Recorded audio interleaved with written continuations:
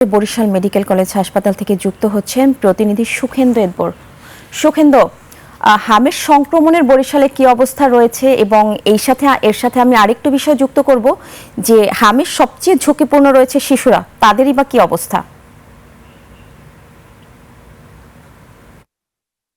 যেমনটা বলছিলেন, বরিশালে কিন্তু হামের প্রাদুর্ভাব বেড়েছে। বিশেষ করে ঈদের পর থেকে কিন্তু এখানে শিশুদের জন্য দুটি আলাদা আইসোলেশন ওয়ার্ড করা হয়েছে।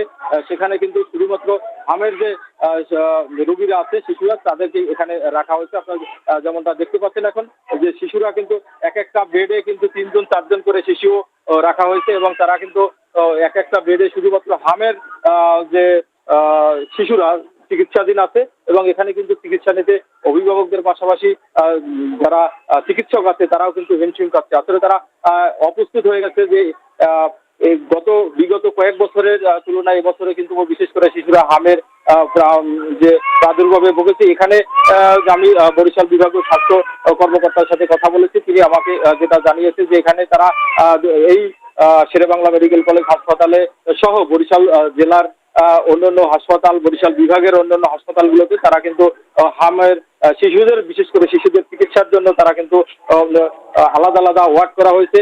তারা আলাদা চিকিৎসার জন্য ব্যবস্থা নেওয়া হয়েছে।